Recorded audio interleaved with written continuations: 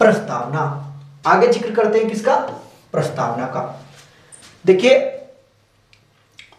प्रस्तावना के बारे में हम बात करते हैं। देखिए पहले तो हम देख लेते हैं कहां से लिया।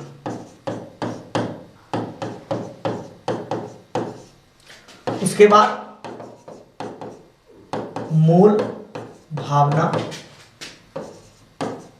कहां से ली,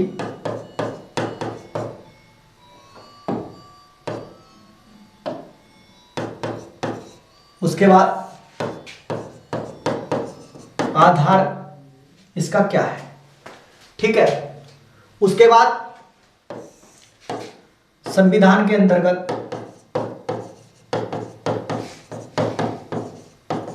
कब लिखा गया, संविधान में कब लिखा गया। तो देखिए कहां से ली की बात आती है तो अमेरिका से ली। कहां से ली है? अमेरिका से। मूल भावना जो इसकी हमने ली है वो ली है ऑस्ट्रेलिया से। कहां से ली है? ऑस्ट्रेलिया से। तो आधार अगर हम इसका देखें तो क्या है? उद्देश्य प्रस्ताव। क्या है इसका आधार? उद्देश्य प्रस्ताव। तो कहां से लिया हमने? अमेरिका से ली है। और मूल भावना जो ली है वो कहां से ली है? ऑस्ट्रेलिया से ली है। और उद्देश्य प्रस्ताव इसका आधार है। अगर हम देखें संविधान में कब जोड़ी गई है तो 26 नवंबर 1949 को। मतलब संविधान के अंदर कब लिखा गया है, कब जोड़ा गया है? तो लिखा गया है कब? 26 नवंबर 1949 को ही लिखा गया। ठीक है, कब लिखा गया है भाई संविधान के अंतर्गत? तो 26 नवंबर 1949 को लिखा गया। ठीक है, आगे देखते हैं। देखिए प्रस्तावना के शब्द, यहां से प्रस्तावना स्टार्ट होती है। तो देखिए अगर प्रस्तावना के शब्द की बात करें तो सबसे पहले लिखा हुआ है हम भारत के लोग। क्या लिखा गया है? हम भारत के लोग। अगर हम देखें कि इसको कहां से लिया गया है तो इस शब्द को लिया गया है अमेरिका की क्रांति से। कहां से लिया गया है इन शब्दों को? अमेरिका की क्रांति से। आगे देखिए अगर प्रेरित की बात करें, प्रेरित कहां से है तो यूएनओ के चार्टर से।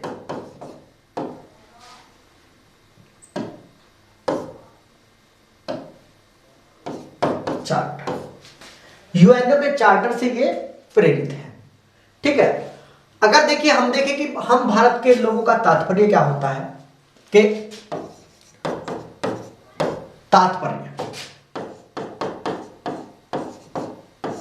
इसका तात्पर्य क्या है कि भारत में जनता सर्वोच्च है।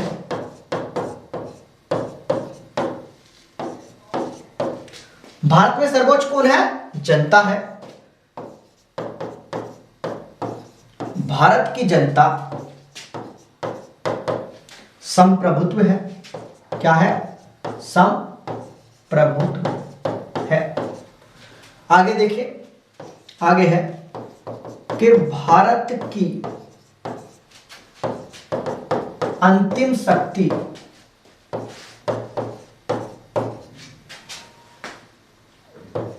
उसकी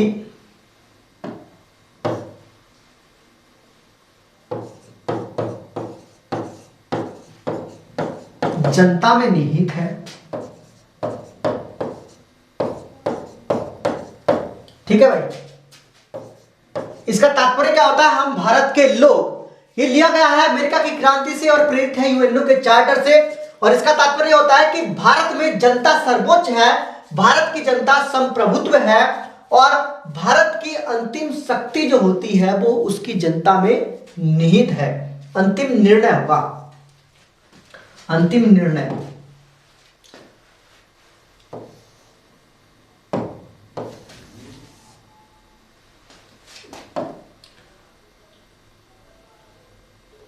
भारत में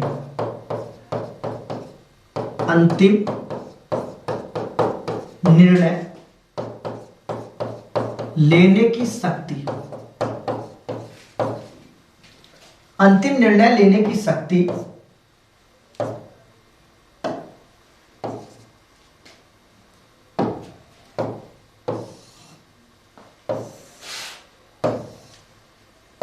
देखिए, भारत में अंतिम निर्णय लेने की शक्ति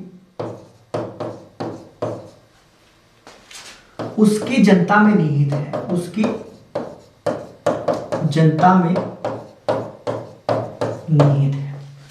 देखिए, इसका तात्पर्य क्या है हम भारत के लोगों का, कि हम भारत में जनता सर्वोच्च है, भारत की जनता संप्रभुत्व है और भारत में अंतिम निर्णय लेने की शक्ति उसकी जनता में निहित है। किसमें है? भारत की जनता में है अंतिम निर्णय लेने की शक्ति। आगे देखते हैं, आगे है संप्रभुत्व, ठीक है, या संपूर्ण प्रभुत्व संपन्न, या संप्रभुत्व या संप्रभु सत्ता, ठीक है, क्या है? प्रभु सत्ता। तो देखिए, शब्द जो किसने दिया था, सबसे पहले शब्द ये किसने दिया था? तो जया बोंदे ने। किसने दिया? जया बोंदे। तो जया बोंदे ने सबसे पहले शब्द दिया था संप्रभुत्व। क्या शब्द दिया था? संप्रभुत्व। क्या शब्द दिया था सबसे पहले? संप्रभुत्व। संप्रभुत्व शब्द जो दिया था सबसे पहले जया बोंदे ने दिया था। उसकी पुस्तक थी जिसमें प्रकाशित किया था रिपब्लिका।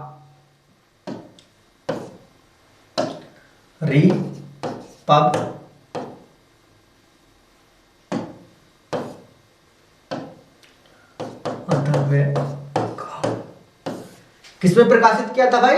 रिपब्लिका में। देखिए, तात्पर्य का मतलब क्या होता है? अगर मैं बात करूं कि भारत मतलब कि संप्रभुत्व कब बना था, तो देखिए, संप्रभुत्व बना भारत 26 जनवरी 1950 को। कब बना? 26 जनवरी 1950 को। तो देखिए, इसका तात्पर्य क्या है? तो इसका तात्पर्य है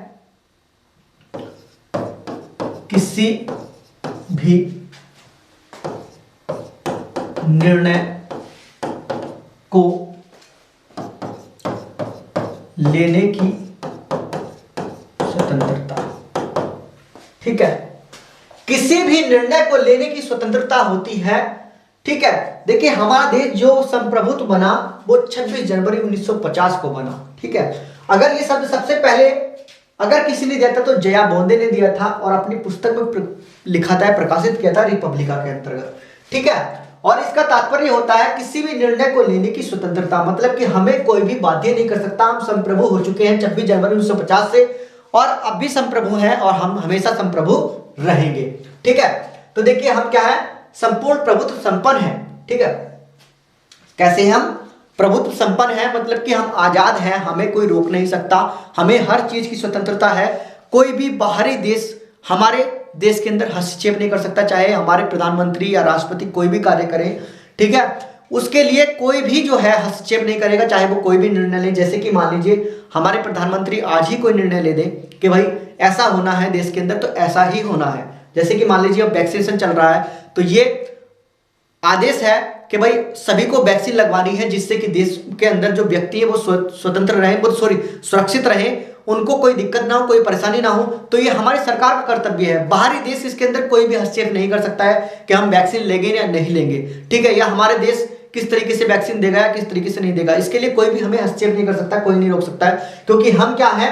स्वतंत्र हैं। मतलब हमारे पास हमारी खुद की संप्रभुता है, हम संपन्न हैं, हमें कोई भी हस्तक्षेप कर करके रोक नहीं सकता है। हम अपने देश को किस तरीके भी चला सकते हैं। हमारे जो प्रधानमंत्री हैं वो जिस तरीके से चाहे हमारे देश को चला सकते हैं, ठीक है। तो इसका मतलब होता है कि हमारे पास हमारी खुद की स्वतंत्रता है हर निर्णय को लेने की, हर कानून को लगाने की, ठीक है। कोई सा भी हम कानून जो है, हमारे प्रधानमंत्री कोई सा भी कानून चाहे तो लगाएं, या किसी भी तरीके से हमारी संसद चाहे किसी भी तरीके से कानून बनाए, उसके लिए वो खुद स्वतंत्र है, कोई भी उसके अंदर हस्तक्षेप नहीं कर सकता। इसका मतलब क्या होता है? संपूर्ण प्रभुत्व संपन्न का मतलब तात्पर्य होता है, ठीक है। आगे देखिए समाजवादी या समाजवाद। देखिए, इसका तात्पर्य क्या होता है कि उत्पादनों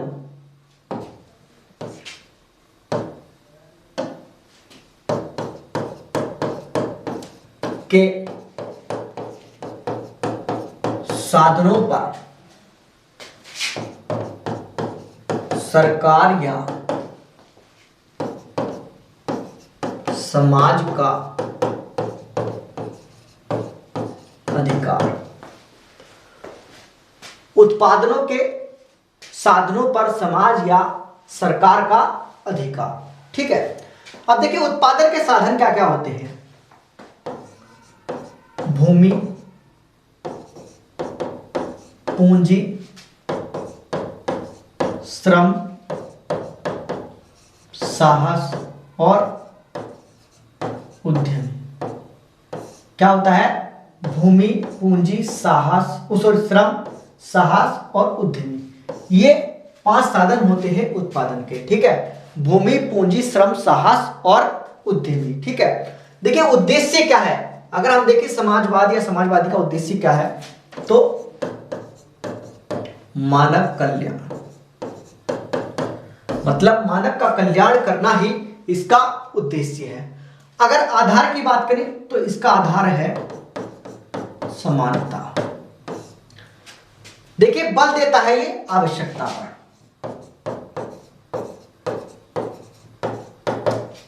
देखिए अब देखिए कल्याणकारी राज्य मतलब कि कल्याणकारी राज्य की स्थापना करना या कल्याणकारी समाज बनाना या मानव का कल्याण करना, मतलब कि उसको जीवन जीने के साधन, जो उत्पादन के साधन है वह उपलब्ध कराना, ये समाजवाद का तात्पर्य है। ठीक है, आगे इसका उद्देश्य यही है। अगर आधार बात करें तो समानता, मतलब हर किसी को समान देना, चाहे वो कुछ भी हो। जैसे कि मान लीजिए राशन बंट रहा है तो उसके लिए हर किसी को समान दिया जाएगा।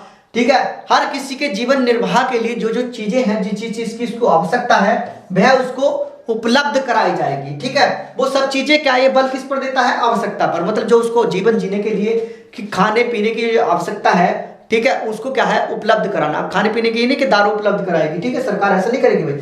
आपको जीवन जीने के लिए जैसे कि खाने की आवश्यकता होती है, ठीक है, उसकी व्यवस्था करना ये सरकार का दायित्व होता है। ठीक है, एक समाज व कल्याणकारी समाज को बनाने के लिए, मानव का कल्याण करने के लिए, ठीक है, जिससे कि मानव को क्या हो, कोई परेशानी ना हो। ठीक है, ये हमारा क्या होता है? समाजवाद का तात्पर्य होता है। ठीक है, और उद्देश्य क्या है इसका? मानव का कल्याण करना, और इसका आधार है समानता, और बल देता है किस पर? आवश्यकता पर। आवश्यकता पर बल देता है कि जो हमारी आवश्यकता की चीजें हैं उन सभी को सरकार उपलब्ध कराएगी, जो हमारे लिए आवश्यक है उन चीजों को उपलब्ध कराएगी। आगे देखिए, आगे हम बात करते हैं पंथ निरपेक्ष या धर्म निरपेक्ष। देखिए मैं आपको बताऊं, हमारे संविधान के अंदर पंथ निरपेक्ष का जिक्र किया गया है, न कि धर्म निरपेक्ष का। जो धर्म निरपेक्ष शब्द है वह यूरोप के अंदर प्रयोग किया गया था, और उसी के आधार पर हमारे यहाँ एक शब्द प्रयोग किया गया जिसको कहा जाता है पंथ निरपेक्ष। पंथ निरपेक्ष मतलब होता है, इसका तात्पर्य क्या होता है कि जिसका कोई धर्म ना हो, मतलब जिस राज्य का कोई धर्म ना हो। ठीक है, राज्य और धर्म जहां अलग अलग हो तो उसको कहते हैं पंथ निरपेक्ष। ठीक है, जो हर किसी धर्म को समान रूप से देखता है उसको कहते हैं पंथ निरपेक्ष।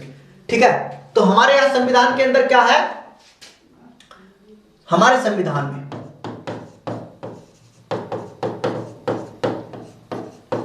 लिखा गया है, क्या शब्द लिखा गया है? पंथ निरपेक्ष, न कि धर्म निरपेक्ष। धर्म निरपेक्ष नहीं लिखा गया भाई हमारे यहां। धर्म निरपेक्ष जो यूज किया गया है वो कहां किया गया था? यूरोप में। कहां प्रयोग किया गया था? यूरोप में। और उसके स्थान पर हमारे यहां क्या प्रयोग होता है? पंथ निरपेक्ष। देखिए उसका मतलब क्या होता है? इसका तात्पर्य होता है कि राज्य का कोई धर्म नहीं है। ठीक है, आगे देखिए, राज्य और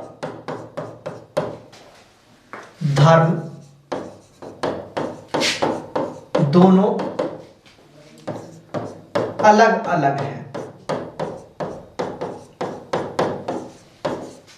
देखिए राज्य और धर्म दोनों अलग अलग हैं, इसका तात्पर्य होता है राज्य और धर्म दोनों अलग अलग हैं। राज्य का धर्म नहीं होता है, मतलब राज्य का कोई धर्म नहीं होता है, राज्य और धर्म दोनों अलग अलग है।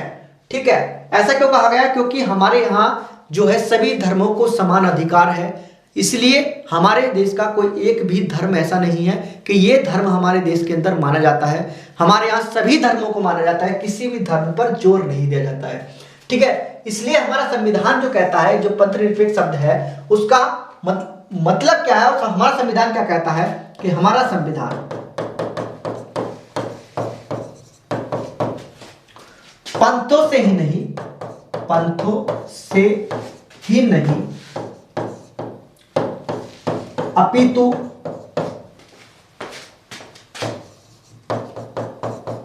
धर्मों से भी अलग रहने को कहता है। ठीक है,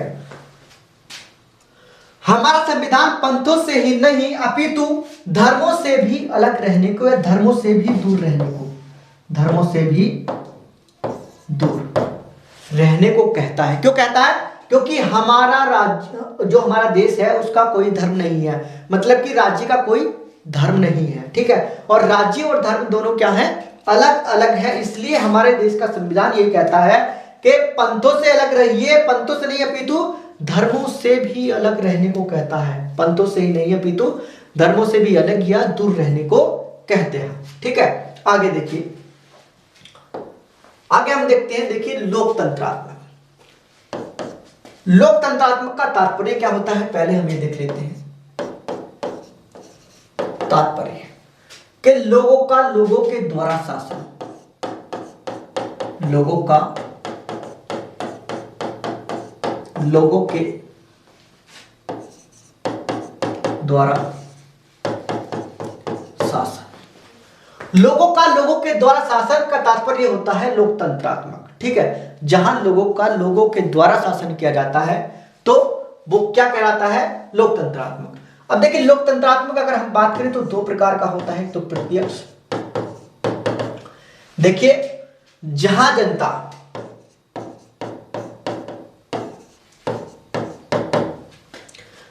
जनता अपने मत का या अपनी शक्ति का सीधा प्रयोग करती है, जहां जनता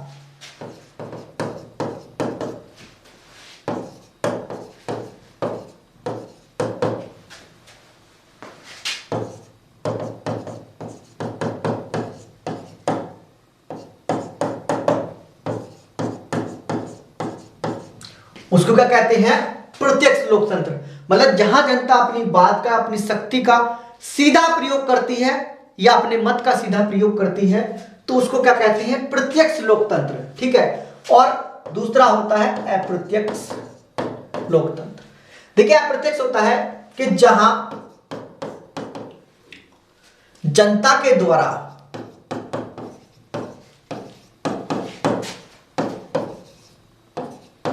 चुने गए व्यक्ति जनता का प्रतिनिधित्व करते हैं। जहां जनता के द्वारा चुने गए व्यक्ति जनता का प्रतिनिधित्व करते हैं, उसको कहते हैं अप्रत्यक्ष लोकतंत्र। और जहां जनता अपनी शक्ति का सीधा प्रयोग करती है या अपने प्रतिनिधित्व का सीधा प्रयोग करती है या अपना प्रतिनिधित्व सीधा देती है, तो वहां या अपनी बात को सीधा कहती है, वहां क्या होता है? प्रत्यक्ष लोकतंत्र। ठीक है, जैसे कि स्विट्जरलैंड के अंदर है। ठीक है, और अप्रत्यक्ष लोकतंत्र जैसे कि भारत के अंदर है। कहां पर? प्रत्यक्ष की बात करें स्विट्जरलैंड, और अप्रत्यक्ष की बात करें तो जैसे कि भारत। क्योंकि हमारे यहां होते हैं एमपी और एमएलए। हम किसको चुनते हैं? एमपी और एमएलए को। ठीक है, और एमपी और एमएलए क्या करते हैं? हमारी बात ऊपर ले जाते हैं, जैसे कि सदन के अंदर, सदन में रखते हैं, जैसे कि राज्यसभा, लोकसभा, संसद के अंदर हमारी बात को लेकर के जाते हैं। ठीक है, हमारी बात को बताते हैं कि भाई ऐसे ऐसे वहां पर विकास होना चाहिए, ऐसे ऐसे जनता की मांग है। तो हमारे यहाँ क्या है? अप्रत्यक्ष लोकतंत्र है, न कि प्रत्यक्ष। जहां जनता अपना सीधा प्रतिनिधित्व करती है, सीधा शक्ति का प्रयोग करती है, तो वहां क्या होता है? प्रत्यक्ष लोकतंत्र होता है। ठीक है, आगे देखिए गणराज्य। गणराज्य का मतलब होता है कि जिस देश के मुखिया का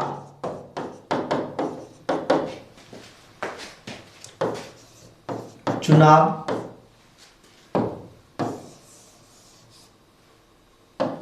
जिस देश के मुखिया का निर्वाचन जनता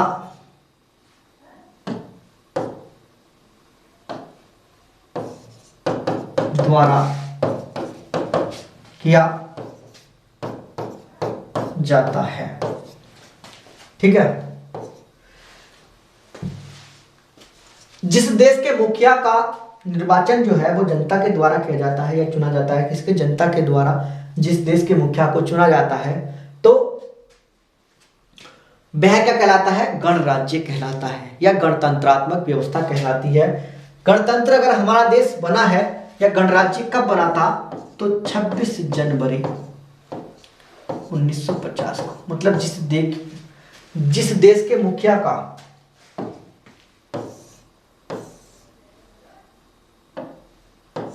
चुनाव, लिख लेना, चुनाव जनता द्वारा किया जाता है वह क्या कहलाता है, गणराज्य कहलाता है। जिस देश के मुखिया का चुनाव या निर्वाचन जनता के द्वारा किया जाता है वह क्या कहलाता है, गणराज्य कहलाता है। तो हमारा देश गणराज्य कब बना, 26 जनवरी 1950 को, ठीक है, जब हमारे देश के प्रथम मुखिया, प्रथम प्रधान का या प्रथम राष्ट्रपति का चुनाव किया गया, ठीक है, किनका, डॉक्टर राजेंद्र प्रसाद का। आगे देखिए, आगे है न्याय। देखिए 3 प्रकार के न्याय दिए गए हैं हमारी प्रस्तावना के अंतर्गत, आर्थिक, सामाजिक और राजनीतिक। कौन कौन से न्याय दिए गए हैं, आर्थिक, सामाजिक और राजनीतिक न्याय। अगर बात करें कि ये कहां से लिए गए हैं, तो ये लिए गए हैं रूस की क्रांति से। कहां से लिए गए हैं, रूस की क्रांति से। कहां से जोड़े गए भाई हमारे संविधान के अंदर, रूस की क्रांति से जोड़े गए हैं हमारी प्रस्तावना के अंदर 3 प्रकार के न्याय, आर्थिक, सामाजिक और राजनीतिक न्याय। अगर स्वतंत्रता की बात करें तो देखिए हमें 5 प्रकार की स्वतंत्रता है, विचार की, अभिव्यक्ति की, उसके बाद विश्वास की, उसके बाद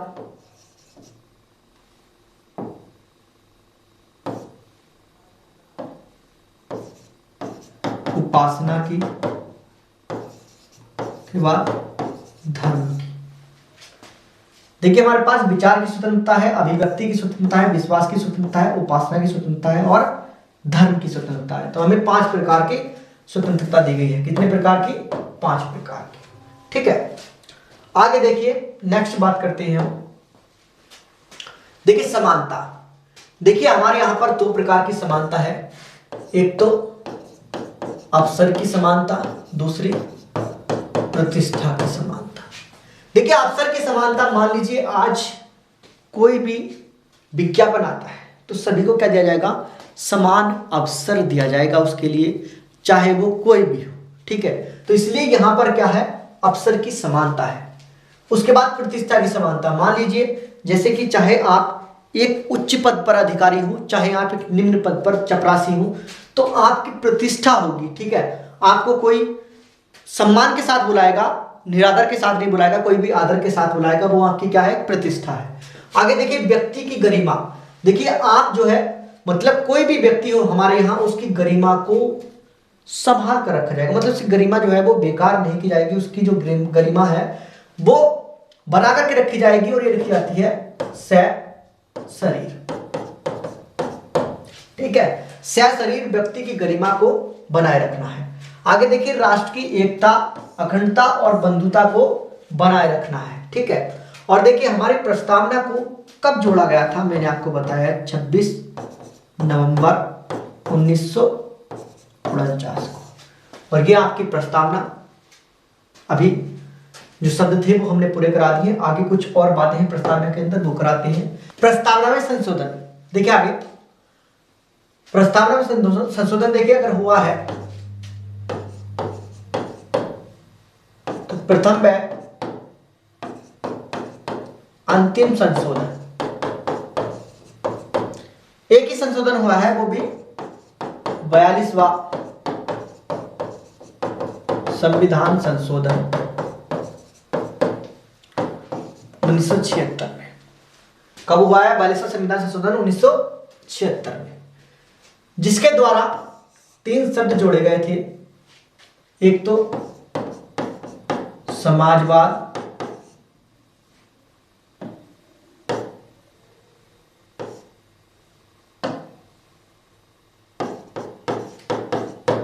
दूसरा पंथ पंथनिरपेक्ष और तीसरा अखंडता। समाजवाद, पंथनिरपेक्ष और अखंडता, ये 3 शब्द जोड़े गए थे और ये लिए गए थे कहां से? फ्रांस की क्रांति से। कहां से लिए थे भाई? फ्रांस की क्रांति से लिया था। प्रस्तावना के अंदर प्रथम संविधान संशोधन हुआ था और अंतिम भी 42वां संविधान संशोधन 1976 के तहत समाजवाद, पंथनिरपेक्ष और अखंडता जोड़े गए थे, जो फ्रांस की क्रांति से लिए गए थे। ठीक है, देखिए प्रस्तावना संविधान का भाग है या नहीं। देखिए इसके लिए पहला केस हुआ था गोपालन केस, और गोपालन केस पेश किया गया था 1956 में, जिसमें सुप्रीम कोर्ट ने कहा था कि प्रस्तावना जो है वो संविधान का भाग नहीं है। ठीक है, क्या कहा सुप्रीम कोर्ट ने? कि प्रस्तावना संविधान का भाग नहीं है। आगे हुआ बेरुवाड़ी केस। कौन सा केस? बेरुवाड़ी केस, और वह हुआ 1960 में। इसमें भी सुप्रीम कोर्ट ने कहा कि प्रस्तावना संविधान का भाग नहीं है। आगे केस हुआ था केशवानंद भारती केस। केशवानंद भारती केस हुआ, यह हुआ था 1973 में, जिसमें सुप्रीम कोर्ट ने कहा कि प्रस्तावना संविधान का भाग है। प्रस्तावना संविधान का भाग है। देखिए मैं आपको बताऊं प्रस्तावना को क्या क्या कहा जाता है। प्रस्तावना को कहा जाता है, देखिए प्रस्तावना को कहा जाता है, नंबर 1, यह संविधान का प्रथम पेज है। ठीक है, नंबर 2, यह संविधान का सार है। नंबर 3, यह संविधान की कुंजी है। और नंबर 4, यह संविधान का भाग है। ठीक है, यह कहा गया है प्रस्तावना संविधान का प्रथम पेज है, प्रस्तावना संविधान का सार है, यह संविधान की कुंजी है और यह संविधान का भाग है। यह प्रस्तावना को कहा गया है। आपकी प्रस्तावना पूर्ण हो चुकी है।